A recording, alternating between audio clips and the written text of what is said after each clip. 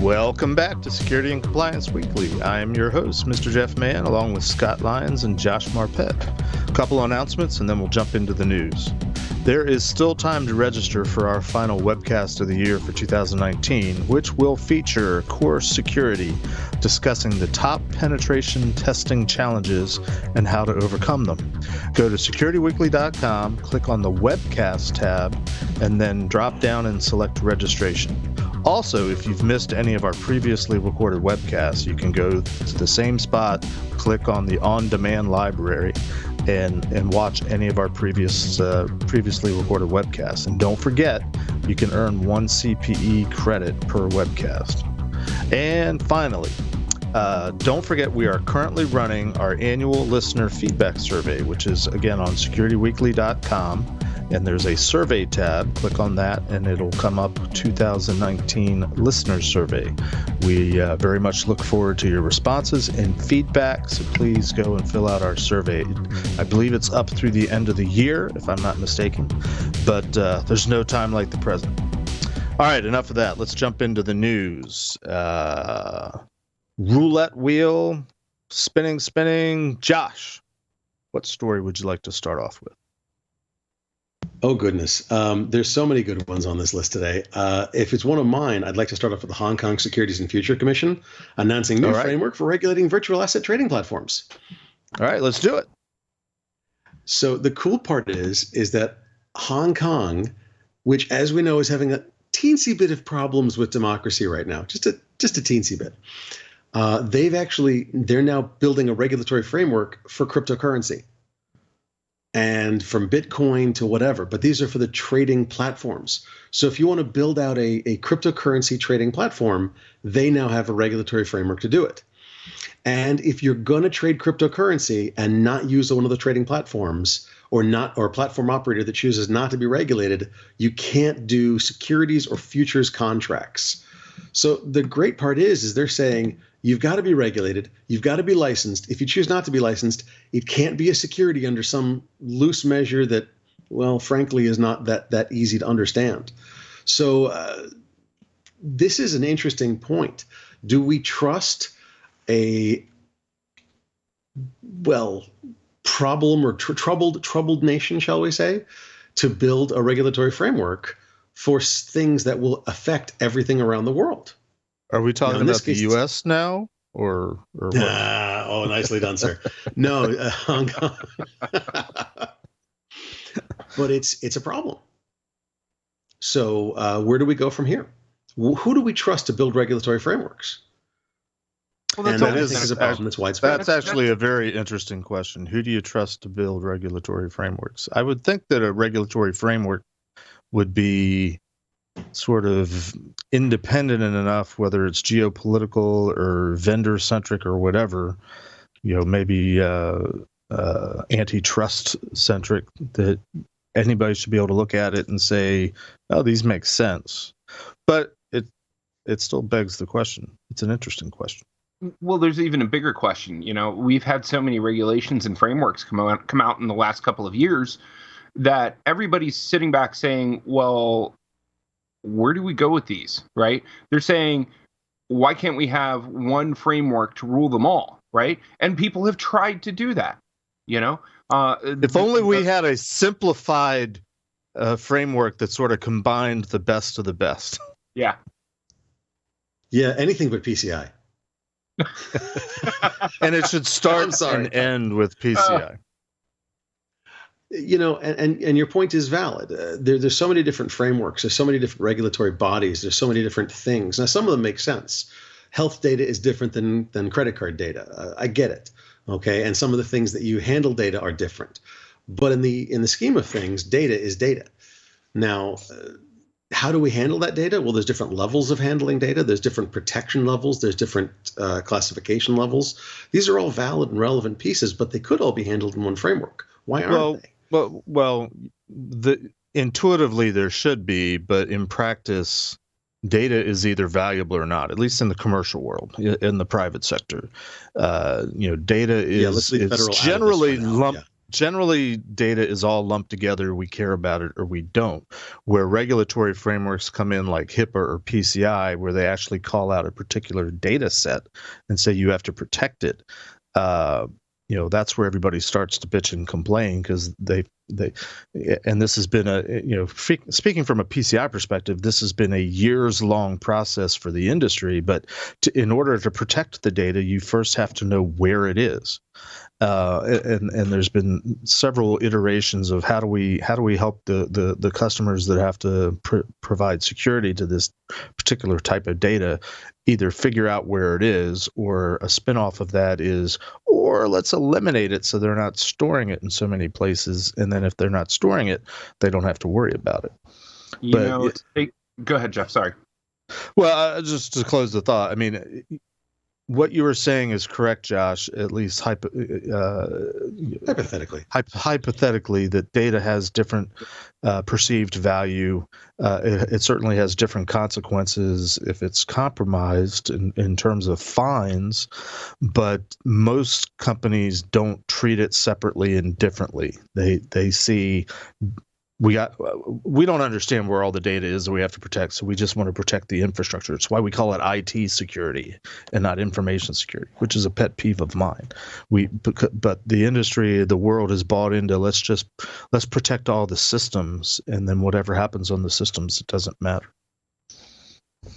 To add another layer of abstraction to this conversation and to almost take it into a different part of the atmosphere, if you will, of risk governance, risk management. It's going to be real fun when we start to see these frameworks include cyber insurance and which types of cyber insurance go with which framework and the policy levels and how much you have to pay to be covered. And, it's just a whole nother can of worms. I call next episode on that. One of these days, we're going to have to talk about cybersecurity insurance. We'll get there. I think we have interviews booked for the next several weeks, but we will get there. Next free slot, we're talking cyber insurance. Well, I promise. The reason I bring that up is because lower down in the article, it talks about insurance and insurance policy covering risks associated with client virtual assets, right?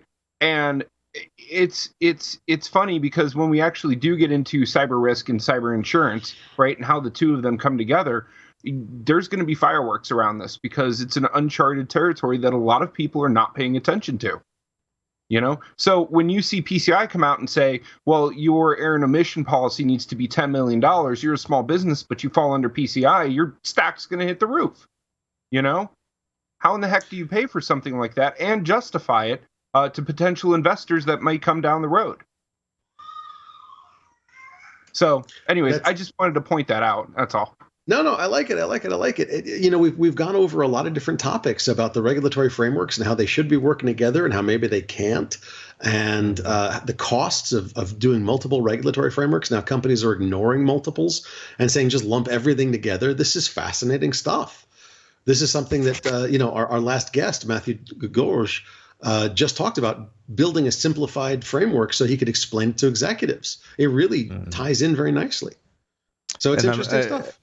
And if it were my company, it would be in the form of a comic book. Just saying, it would be illustrated. Hey, what we're saying is it's complicated, and Facebook also says data is complicated. Thoughts on that article, Josh or Scott? Oh dear. So data is complicated, and my answer is no. Really? It's what they're saying specifically is, and I realize this behind a paywall. It's a Wall Street Journal article, but what they're saying is don't treat data as a simple resource like oil. So don't treat data like a commodity. Treat it as something that's more complex that can be shared and kept at the same time. Remember, with digital data, you can copy it and still keep a copy of it. With a car, I have to sell a car. I get rid of the car. I don't get to keep a copy of it unless I have a really good 3D printer. Okay. But since we don't have those yet in my house, I mean, not yet, but I'm working on it, darn it. You have a problem. You can keep copies of the data. You can use the data and still sell it. And you can sell it to third parties. You can sell it to partners. You can rent it. You can lease it. You can do all sorts of things. As a matter of fact, I've been predicting for several months or years now that we're going to start seeing data laundering because of GDPR. We're going to start seeing companies that are holding data, then leasing it back to parent companies, just so that if a fine comes down, that little tiny data holding company is the one that gets whacked, not the parent company. So I I'm think, confused. go ahead. And I don't see the whole article because I haven't paid for a subscription, and I guess I used up my monthly allotment. But I guess my question is, what is the definition of a commodity? Because they go on for the little bit that I can see about data being used to be able to sell it and trade it and so on and so forth. I thought that's what a commodity is. So define terms, if you will. Of course, a commodity is a thing. Orange juice, oil, pork bellies. I think of the classics. Silver, gold. These are trading items that places. are physical. Gotcha. Sorry? Frozen orange juice. Trading, exactly. Well said. That's a commodity. So as a commodity, it is a thing that you can trade, that you can buy, that you can sell. Oil on the futures market is a commodity. Various things like that. And if I'm wrong, please forgive me. I'm not a stock trader. Okay. But the idea is that they're saying that a commodity is a physical thing. You can buy it, you can sell it, you can assume the price will go up or down over time. You can make money on the arbitrage of prices, etc. Okay. So far, so good. Okay. So far, so good. They're saying that data is not that. Data has a value that is inherent, and data has a value that the value may go up or down based on external forces, externalities, such as, was this data hacked? Was this data sold? Was this data bought? Was this data shared inappropriately, left in an insecure S3 bucket or whatever?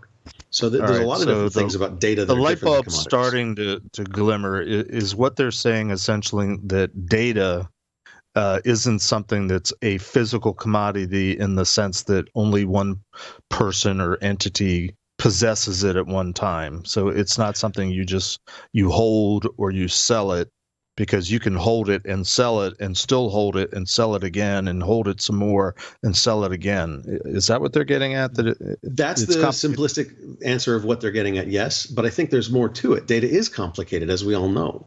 I mean, we have an entire podcast based around effectively data and regulation. There's infinite numbers of companies based around data and regulation. Data centricity is a huge topic. Data is complex. How do you handle it? How do you hold it? How do you store it? How do you protect it?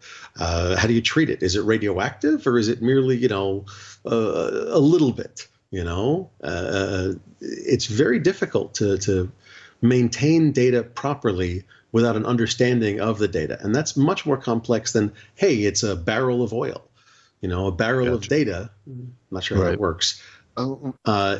Much more complex. Gotcha. Listen, if you want government regulation, this is how you get government regulation, right? Especially around data and data portability, right? A lot of these social network services have a phenomenon going on as described as data lock-in, right? Where you can't move your data from one platform to another. For those of you who are listening on the podcast, there's a paragraph in here that I want to read, and then I want us to talk about it because it's very inherent and very crucial to this argument. And it says this: data portability is a crucial feature in a thriving digital economy, but Facebook's announcement falls short of creating the conditions for a more competitive social network market. This half-baked solution, which will not make a significant change in the way people engage with social networks. And that was a quote from Augustin Reyna, head of legal and economic affairs and EU Consumer Rights Group, right? So what we're talking about here is the movement of data, right? If you're able to move a commodity, right? If you're able to move a commodity, then you can create a marketplace for it, right? But if you're doing data lock-in, right, there's no movement of data. You're holding on to it. It's not going anywhere, right? There's a big conflict that's going on right now between the big privacy laws that have come out, like GDPR and CCPA, plus the need for a market to be created, right? There's a mismatch going on here, right? So what Facebook is doing is saying, well, I'm going to make it as sticky as possible for somebody to not go and switch to another service, right? So they're trying to stifle, it looks like, and this is my take, you guys can totally chew me out on this, but it looks like Facebook is trying to say, we hold all of the data, we own the social media market, nobody else can do anything about it, right? Whereas privacy regs are trying to say, well, watch what you're doing when you transfer the data, either whether it's between a broker, as Josh is saying, or how you handle the data inside of the application itself. All right. Let's talk about gloom and doom. Go for it. Well, I had a couple of articles. We can kind of lump them all together. First one had to do with 4 million stolen credit cards being attributed to 4 restaurant chains in the U.S. So it's a PCI thing. And then there's a hospital having to pay a $2.2 million settlement for undisclosed data breaches. And then a third one, TrueDialog, providing supposedly secure SMS services for companies, leaks 600 gigabytes of personal data, which is an interesting question given our, the Hong Kong article. How do you put a value on 600 gigabytes of personal data that affects millions? And what kind of fines does that company expect to have to pay? It depends. It depends on the data breach notification laws based on where they are, where those people are, where their headquarters are, what type of data it is, et cetera, et cetera, et cetera. Like your hospital story, $2.2 million for multiple undisclosed data breaches. It's supposed to be $1.5 million per breach. So they got off cheap, apparently, if they had more than one breach. Okay, well, they had they had 1.5 breaches, apparently. Apparently, yes. But if I'm doing the math in my head roughly correctly. You've got a problem because with 600 gigabytes of data, it could be worth nothing. It could just be the copies of War and Peace over and over and over, or it could be full credit reports and medical health insurance information for millions and millions of people. So you don't know unless you read all of the information or data disclosed. And then at that point, well, it's another breach. So you have to turn it over to the authorities and let them just determine a value. And that's always a problem, let's be honest. Well, let me ask you guys a question based on this. And I'm sorry, Scott, I'll let you jump in. No, it's okay. Don't worry about it. Given that the bad outcome for a company is a breach and ultimately fines, some sort of monetary outlay, whether it's fines or replacement costs or paying for the compliance and security to get up to beef so it doesn't happen again. The bottom line for most companies is something bad happens, they have to spend millions of dollars, untoward millions of dollars. How do you factor that into a risk discussion where most companies' budgets really can't account for that bad outcome? How do you factor in, just in general, and maybe it depends on industry and what you're beholden to from a compliance standpoint, but how do you make a reasonable risk decision based on the bad that could happen? I'll leave it at that. Any thoughts, Scott? It comes down to really, really, really good engineering. Okay, really good engineering principles, right? Like encrypt the database, right? Like don't just put everything, all of your sensitive, valuable data, even if it's encrypted, into one database, right? Spread it out over multiple databases. Encrypt everything. Don't hold passwords in clear text, right? These are fundamental engineering issues, right? That should have been addressed when the system was being built, not as an afterthought, right? You talk about how do you put money towards risk and risk management. Do it in the engineering process. When you start setting up systems, set them up in the most secure manner possible, and then start dialing it back little by little as the access requests come in, right?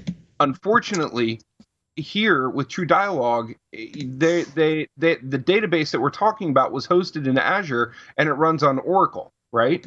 If you are not constantly checking your infrastructure, especially cloud, seeing that cloud is just someone else's computer, let's be honest, right? If you're not constantly checking, how your configuration and your configuration management is done, right, you're going to open yourself up to this time after time after time, right? And I hope that answers what you were saying, Jeff. Well, it does, and I'm not looking for a right answer. I'm looking for thoughts and ideas. So, because one of the problems I have with risk management or risk-based solutions is very often I think that the potential monetary loss is what the bad outcome is. The risk that you're trying to avoid isn't really either articulated well or properly quantified so that you can make appropriate decisions. And even then, what's appropriate as a preventive measure in terms of how much do you want to spend? Like take the hospital, 2.2 million. That might be a drop in the bucket for them. That could be half of their annual profit, or 3/4 or all of, I don't know what the number is, but let's say that number, to me it seems significant. How much of that as a percentage should they spend on prevention? I think what you're saying is sort of jumping to where to spend, because even the fundamental things that should have been done, assuming that they haven't been done from the outset, you've got to go back and identify all the systems that are missing all the fundamental things that should be done, and figure out who's going to do them and who's going to hold people to accountability to make sure it gets done, what kind of automation or tools need to be purchased in order to facilitate that, what additional training needs to be done, personnel need to be added or ramped up or brought up to speed to make sure these things happen and stick. There's costs associated with everything, and yeah, even free has a cost associated to it. Sure. So, all that to say is, and going back to why we have this program, most companies start with, okay, what do we do? And the answer to the what do we do is what do we have to do, and that's when they start looking at the regulatory and compliance standards that they're subject to. And the question that I didn't get a chance to ask Matthew, and I think it's a rhetorical question, but I'm not sure if it is. I'll run it by you, Scott, and see if you have any thoughts. And this will be sort of the closing thought for the day is, Matthew made a statement very early on about, a lot of companies pursue compliance, they invest a lot, and, assuming they're doing it right, they do whatever compliance standard that they're accountable to follow, and then he said something about that, but that doesn't always make them secure, or that doesn't always mean that they're secure. So my question is, and it could be PCI or any of them, it doesn't really matter. What if companies follow and they do a reasonable job at trying to do the best they can to follow, and they think they're doing a good job of following whatever compliance or regulatory standard they're subject to, and that doesn't make them secure, what in your experience have you seen from your customers has been missing that would fall under the category of security? With the assumption that security is something more than compliance, which I think most people, at least on the security side of the world, seem to think security is so much more than compliance. Compliance is a bare minimum. What more needs to happen? What is missing that the compliance, just meeting the compliance standards, doesn't address? Well, there's always been an inherent juxtaposition between security and compliance. Right. I think we can agree on that. Right. Yep. Just because you're compliant doesn't mean you're secure, but compliance is where you should start. Right. That is the mantra. And I'm asking, what else then? What else then? If we agree with that assertion, what else is there? The 5 pillars that Matthew was talking about earlier are very key in being able to understand what goes where within a security program, in a security and compliance program, right? But what it fails to address is how you market that throughout the rest of the organization, how you market that with the C-levels and the board members to say, we're doing our due diligence across all of these substantial areas of the organization, right? A lot of what we see are security teams that are so down in the weeds that they don't see the big picture. They don't see the rest of the organization and see where the risk is for what they do and how it applies to the rest of the organization, right? So as a security professional, I would always say, understand the big picture. Don't just put your head in the sand and say, woe is me. There's always something that can be done to move an initiative forward or manage risk of another area, even if the area doesn't know it's a thing, right? Or they say, no, that's not a risk to us. There are always controls that can be put in place. A lot of what we do is put emphasis on policies, procedures, and control implementation, right? And we feel that if you hit those three areas, not only are you hitting compliance, but you're also hitting security at the same time. Policies, procedures, and control implementation, right? So NIST, for example, right, the NIST RMF, right? If you take care of your policies, which is derived by your C-levels, your procedures, which is derived by your line managers, and then how you implement the controls, right, down into the weeds, right? We believe that if orgs take that approach, that they'll be further along, right? Now, the 5 pillars that we were talking about earlier was a great way to set the gap, right? To start looking at the pieces in the business, right? But it's more than just 5 pillars, right? 5 pillars might be a starting point, right? Unfortunately, most orgs, people who work in the orgs, they just want to go in, do their job, and go home. Right. They want to go in, get paid, go home. Or they may work for a toxic leader. In that case, go in, hope you get fired, right?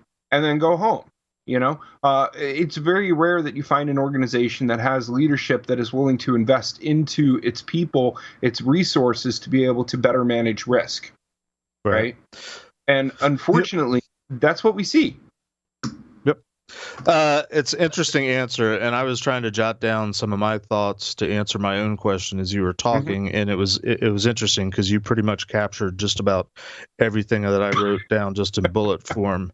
Just sort of understanding the big picture, getting executive level buy-in. I wrote down accountability and enforcement, which translates to consequences, but then bottom line is understanding. And what I think is interesting, and we'll close on this note for the day, and it's been a good discussion.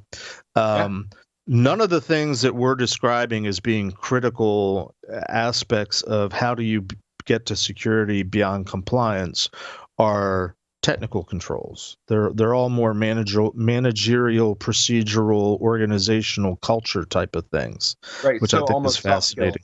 Yeah. Yep. All right. Well, anyway, good discussion, good interview today. Let's call it for the day, and hope to see you all next time. This is Jeff and Scott. I think Josh had to drop for he had work or something to do. But until next time, let's be secure, let's be compliant, and let's figure out how they both work together.